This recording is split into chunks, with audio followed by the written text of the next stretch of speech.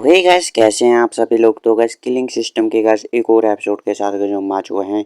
तो guys channel को subscribe कर लो और गाइस वीडियो को भी लाइक कर लो। तो गाइस एपिसोड की शुरुआत में हमें गाइस कैंप का सीन दिखाया जाता है युआन आर्मी का, जहाँ पे गाइस अपने एम से अटैक करने वाला होता है। और हमें कोई सुनाई देता है गाइस, कोई बोल रहा होता है कि यहाँ पे बहुत ही ज़्यादा कड़ा पहरा है और वॉच टावर लगे हुए हैं। अगर हम यहाँ पे बिना किसी के नोटिस के जाना चाहेंगे तो ये तो एकदम इम्पॉसिबल है, हमें कोई ना कोई तो नोटिस कर लेगा, क्योंकि यहाँ पे इतना ज़्यादा कड़ा पहरा रखा गया है। और फिर कोई कहता है कि यहाँ पे जो भी हमने ट्राइब्स को कॉन्कर्ड किया था, मतलब जिन जिन सिटी पे अपने एमसी ने अटैक किया था, उनके जो लीडर भाग गए थे वो यहाँ पे कैंप के सेंटर में है। और जितना ज़्यादा वो दूर है सेंटर से उतनी पोजीशन उनकी छोटी है। और जो एम्परर होगा यहाँ का फेक एम्परर, वो ज़रूर बिल्कुल सेंटर में होगा। तो हमें बिल्कुल बड़ी सावधानी से क्या करना है, यहाँ पे इंपीरियल कोर्ट में घुसना है और हमें यहाँ पे चाओस मचा देना है, सभी जगह हल्ला गुल्ला मचा देना है। और फिर हमें प्लानिंग के हिसाब से चलना है। और दूसरी तरफ हम देखते हैं कि कैंप के अंदर का सीन कोई कप फोड़ता है और वो कहते हैं हमारे एंचेस्टर से वो यहाँ पे हजारों साल से रूल करते आ रहे थे।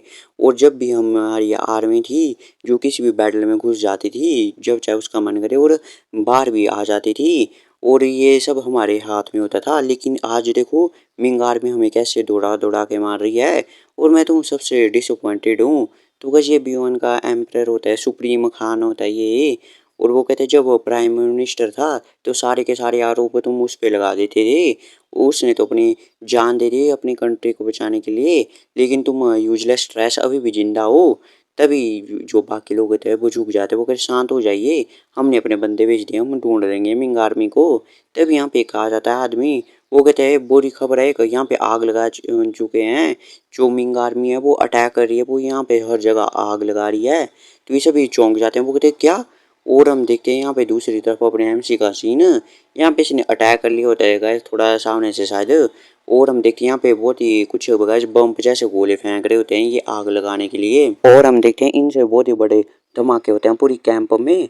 और यहाँ पे घोड़े पे बैठ रहे होते हैं अपने आर्मी के लोग, मिंग आर्मी के, और फेंक रहे होते हैं। और अपने एमसी कहते हैं तुम 5,000 बंदे लो और यहाँ पे बहुत ही ज़्यादा धमाके मचाओ, और जो मेन फोर्सेज होगी उनकी उनको अपने पीछे दौड़ाओ, जब वो आएंगे तो भाग जाना।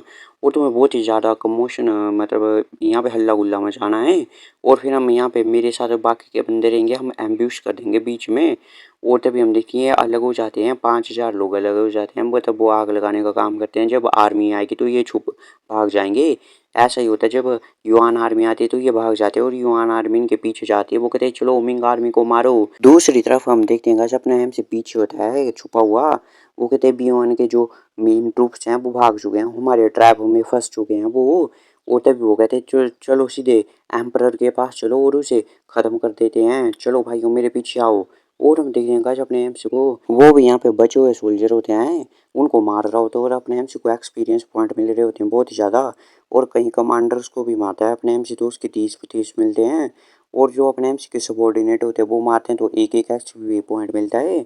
और अपने एमसी ऐसे तीरों से भी मार रहा होता है हाथ से, और ऐसे बहुत सारे कमांडर्स को भी मार देते हैं तो 30-30 एक्सपीरियंस पॉइंट ऐसे मिलते जाते हैं।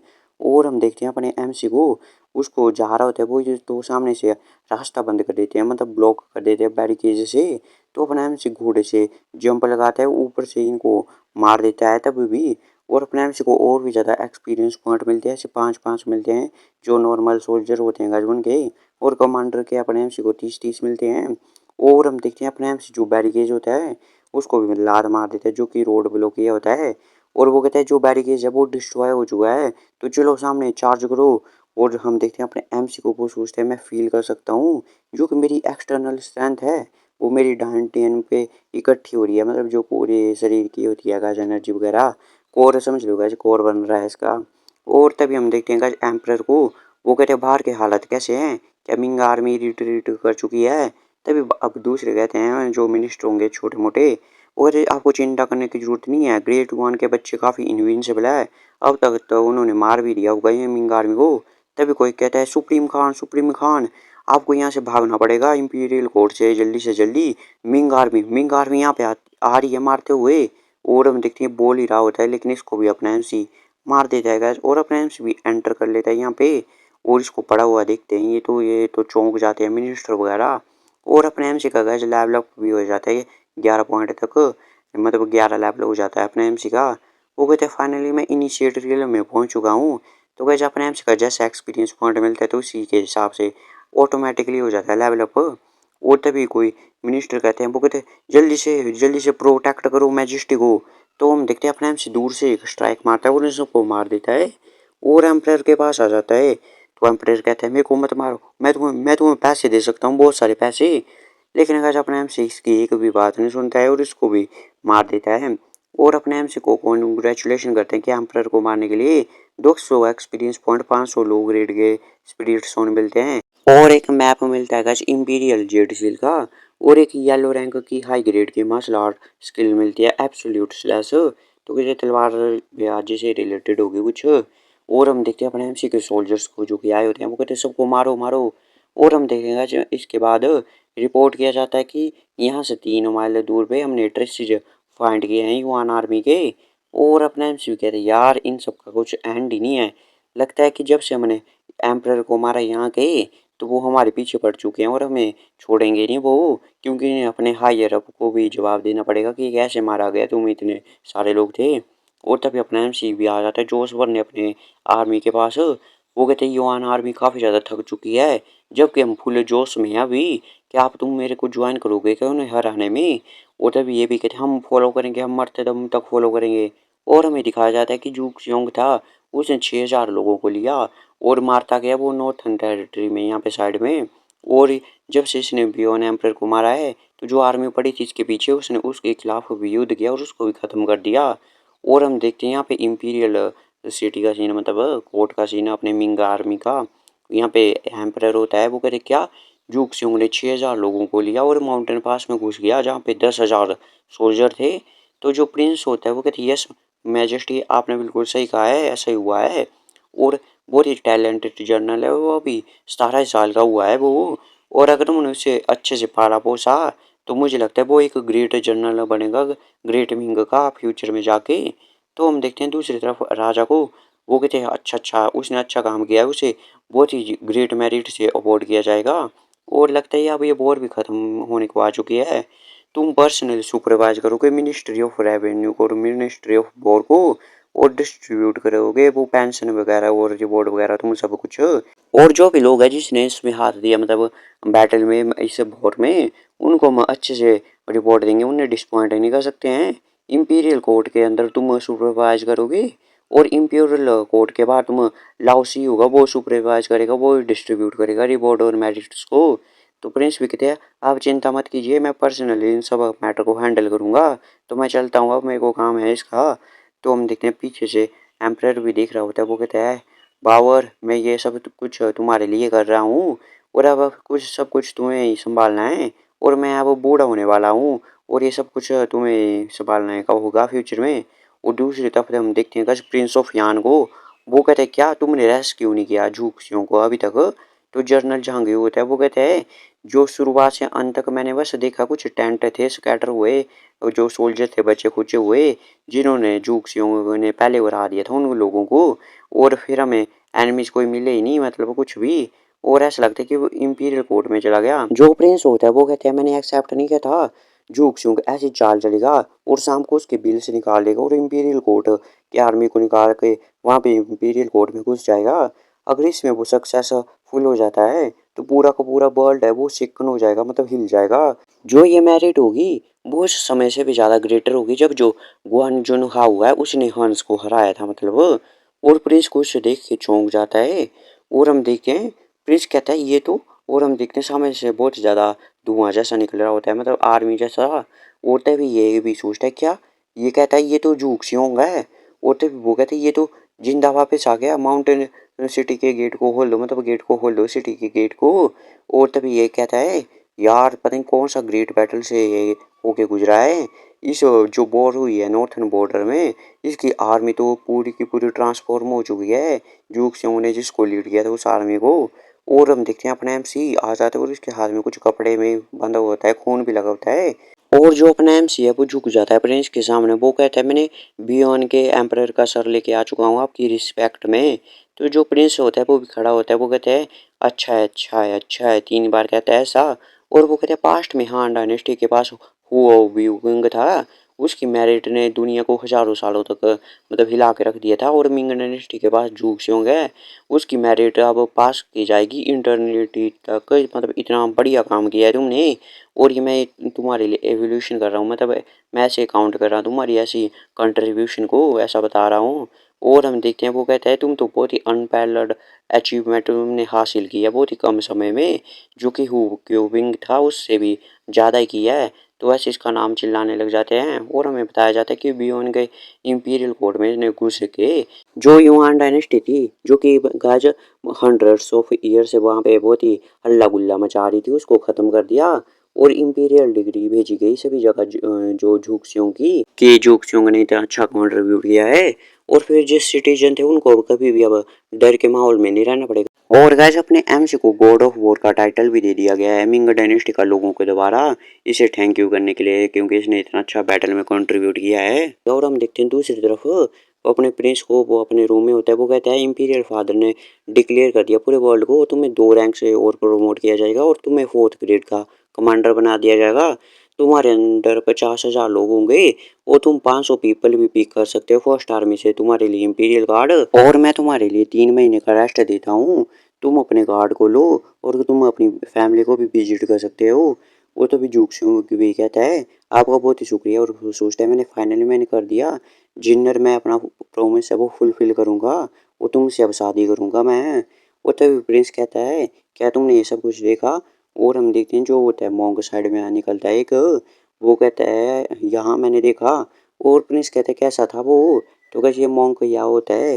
वो कहते हैं मेरे को शर्मिंदा हो रही है, मैंने ऐसे बहुत ही कहा है कि मैं फेस रीडिंग कर सकता हूँ, लेकिन मैं देख नहीं पाया जूक्सियों को। ऐसा लग रहा है कि वो मिस्ट में कवर था एकदम नोबलिटी वाली में। तभी वो कहते क्या नोबलिटी, कि ये एयर ऑफ स्लॉटर नहीं है क्या, क्योंकि इसने बहुत सारे युवान सोल्जर को मारा है। तो वो कहते नहीं नहीं, ये बिल्कुल एयर ऑफ नोबलिटी थी, और ये काफ़ी ज़्यादा एक्स्ट्रा ऑर्डिनरी काम करेगा और बहुत ही एक्स्ट्रा ऑर्डिनरी अचीवमेंट हासिल करेगा ये फ्यूचर में। और हम देखते हैं दूसरी तरफ प्रिंस को, वो कहता है कि मैं देखूंगा इसको आगे। तभी जो होता है मोंक वो कहता है लगता है कि हाइनस ने डिसीजन ले लिया है। तभी ये भी खड़ा होते कहता है जैसा कि तुमने कहा अगर वो सच हुआ तो मुझे भी लगता है कि मेरे को फाइट में ज्वाइन होना ही पड़ेगा। और अगर मैं जूक्सियों को अपनी तरफ कर लूँ और उसकी लॉयल्टी को मैं अर्न कर लूँ तो मेरे जीतने के चांस है वो भी बढ़ जाएंगे। और जैसा कि तुमने कहा है अगर वो सब कुछ अब सच नहीं हुआ तो मैं हमेशा के लिए अपने भाई की एक स्वॉर्ड बना रहूँगा अपने एल्डेस्ट ब्रदर के लिए, और उसके साथ ही रहूँगा मतलब। और कहता है कि मैं उसके रास्ते में आने वाली हर रुकावट को काट दूंगा और टेरिटरीज को एक्सपेंड करूंगा। दूसरी तरफ देखते हैं गाइस अपने एमसी को, वो अपना सिस्टम चेक कर रहा होता है। वो कहते हैं 500 पर्सनल कार्ड, इससे तो मैं अपना फैक्शन क्रिएट कर सकता हूँ अब स्टार्ट। और मेरे को क्या रिवॉर्ड मिलेंगे अब 2 रैंक से प्रमोट होने पे, तो एक मिड ग्रेड येलो रैंक की इंटरनल स्ट्रेंथ मिलती है कुछ, और एक गाइस एक इसको मेडिसिन मिलती है जिससे कि मुर्दों को भी जिंदा कर सकता है और उसकी खाने के बाद वाइटलिटी होती है वो कभी ख़त्म नहीं होगी। और एक गाइस इसको लॉयल्टी वाली मिलती है आई ऑफ लॉयल्टी, क्योंकि ये अपना फैक्शन क्रिएट कर सकता है। और अपना एम कहता है यार इन्हें तो भूल जाओ, लेकिन ये आई ऑफ लॉयल्टी बुरी नहीं है, इससे मैं अपना फैक्शन अच्छे से बिल्ड कर सकता हूँ। और अपना एम सोचता है इस पर क्लिक करते हुए चलो इसे ट्राई करते हैं। और हम देखते हैं यहाँ पे बहुत सारे सोल्जर खड़े होते हैं। वो कहते हैं यहाँ पे 80 ब्रदर है वो हमारी फर्स्ट कैंप से आर्चर स्क्वाड के हैं, बाकी के 420 वो सोल्जर है जिन्होंने आपको फॉलो किया था। और अपना एमसी कहते हैं अच्छा है अच्छा है। और अपना एमसी कहता है जैसा कि तुम्हें पता होगा कि मेरे को कमांडर के तौर पे प्रमोट कर दिया गया है, और अब मैं 500 पर्सनल गार्ड रख सकता हूँ जो कि मेरे को फॉलो करेंगे। और ये जो 500 पर्सनल गार्ड हो गए इनका लाइफ है जो है वो मेरे लिए बिलोंग करेगी, और तुम्हें मेरे लिए लॉयल रहना पड़ेगा। और अपने एमसी कहता है लेकिन मैं किसी को भी डिफिकल्ट सिचुएशन में नहीं डालूंगा, वो तुम डिसीजन ले सकते हो क्या तुम मेरे को फॉलो करना चाहोगे, मेरे पर्सनल गार्ड बनना चाहोगे। तभी ये सब कहते हैं कि हम लॉयल्टी को अब स्वेयर करते हैं आपके लिए और हम हाँ आपसे हमेशा के लिए लॉयल रहेंगे। और अपने से भी अपनी आई ऑफ लॉयल्टी को ओपन करता है। और वो देखते हैं लॉयल्टी तो कुछ लोगों की 100 होती है, कुछ की 94, फिर 81, कुछ ऐसी बहुत अलग अलग होती है रैंडम। और अपना एमसी देखता है लॉयल्टी रेट हमें बताता है सिस्टम 60 से ऊपर तो लॉयल होते हैं, 70 से ऊपर आप उन पे डिपेंड कर सकते हैं, 80 से ऊपर वो आपके लिए जान भी दे सकते हैं। और 90 से ऊपर कभी भी आपको बिट्रे नहीं करेंगे और 100 से ऊपर तो आपके लिए जीना मरना आपके साथ ही है, मतलब सब कुछ। और अपना एमसी सोचता है सभी की लॉयल्टी 80 पॉइंट से ऊपर है। ऐसा लग रहा है कि जो कि वॉर में मेरे साथ है इनसे इन्फ्लुएंस हो गए हैं वो सोल्जर। वो जो सोल्जर मेरे को फॉलो किया था और जिन्होंने नहीं किया था उनमें डिफरेंस है। और दूसरी तरफ हम देखते हैं यंग टीन मैनर में कासिना, तभी वो कहते हैं क्या वो मारा जा चुका है, इम्पॉसिबल है, ऐसा तो हो ही नहीं सकता है। और हम देखते हैं सामने फोर्थ ब्रदर होता है और यहाँ पे होती है जिन्नर और साथ ही में माओयून होती है। वो कहते हैं माई लेडी आपको केयरफुल रहना चाहिए। और हम देखते हैं जिन्नर का पेट फूला होता है तो कहते जैसे बच्चा पैदा ही होने वाला है 1-2 महीने में। वो तब ये भी जाते हुए कहता है फोर्थ ब्रदर, और उसका तो कॉप्स भी नहीं रहा है और हम उसका लाश भी नहीं ला पाए। वो तभी सोचते ब्रदर क्योंग, अगर आप सच में मारे जा चुके हो तो मैं आपकी लाश का लाने का इंतजार करूंगी। जब ये बच्चा पैदा हो जाएगा तो मैं इसे अंकल लिन को दे दूंगी और फिर आपको ढूंढने के लिए चल पड़ूंगी। तभी हम देखते हैं फोर्थ ब्रदर को, वो कहते हैं सेकंड ब्रदर हमें क्या करना चाहिए। जो जूक सिंह जिसको मेंशन किया गया इंपीरियल अनाउंसमेंट में, वो हमारी लिटिल सिस्टर का लवर है सच में। हालांकि मैंने अभी डरा दिया लिटिल सिस्टर को, वो अब मूड नहीं होगा उसका जो बोर है उस पर अटेंशन देने का। तभी सेकंड ब्रदर कहता है तुम इतने उत्तेजित क्यों हो, और हमें तो हैप्पी रहना चाहिए क्योंकि जूक सिंह जो है सन की तरह हो चुका है, हमारी लिटिल सिस्टर से वो मैरी कर लेगा तो हमारी फैमिली की पोजीशन स्टेबल हो जाएगी। तभी फोर्थ ब्रदर कहता है नहीं ऐसा हो ही नहीं सकता है, वो एक लोली सा मर्चेंट है, मैरिड से उसने अपना स्टेटस चेंज कर लिया है लेकिन उसका बैकग्राउंड तो अभी भी वही है, एक मर्चेंट वाला, और उससे हम शादी नहीं कर सकते अपनी बहन की। तभी ये कहते हैं जूक सिंह ने जो भी अनपैरेलल अचीवमेंट हासिल किया है तो हाइनेस उससे देखना चाहेंगे। अगर हम हाइनेस को बताएंगे कि हमने उसे ह्यूमिलेट किया है तो हाइनेस हमारे बारे में क्या सोचेंगे फिर। और ये अगर बात बाहर किसी को पता चल गई तो, और जूक सिंह अभी के लिए बहुत ही हॉट टॉपिक है, सभी के सभी ड्यूक है जो इंपीरियल कोर्ट में वो अपनी जो डॉटर हैं उनकी शादी करवाना चाहते हैं उससे। अगर ये जूक सिंह ने उसे ह्यूमिलेट किया ये बात पता चल गई तो सभी हम पे हंसेंगे। और तभी ये कहता है फोर्थ ब्रदर तो हम उसे ख़त्म करेंगे जब से वो पहले आने से पहले ही मतलब कैपिटल में आ पाए। तभी ये कहते हैं हाँ हम बिल्कुल उसे मार देंगे, लेकिन हम नहीं होंगे वो ये सब करेंगे, जो हो गया ये हाइनेस करेंगे मतलब महाराज ही करेंगे खुद ये सब कुछ। तभी जो होता है ये फोर्थ वो कहते हैं ऐसा कैसे हो सकता है, उसने तो इतनी ज़्यादा अचीवमेंट हासिल किया है तो हाइनेस से क्यों मारेंगे इतने। तभी ये भी कहते हैं सेकंड ब्रदर कि उसने इतना अनपैरेलल्ड अचीवमेंट हासिल किया है जो कि हायर अप्स को अनईजी बना सकता है क्योंकि उनकी पोजीशन का खतरा हो सकता है। और जो सिटीजन उसे प्रेज कर रहे हैं हमें बस रूमर फैलाने की वो सेटिस्फाइड नहीं अपनी पोजीशन कमांडर वाली से। और जो है वो मतलब इंपीरियल कोर्ट में जाके रूल करना चाहता है मतलब, और इंपीरियल थ्रोन पे बैठना चाहता है वो। और गाइस ये एपिसोड तो गाइस यहीं पे खत्म होता है गाइस, मिलते हैं आपसे अगले एपिसोड में, तब तक के लिए bye bye, keep watching, stay safe.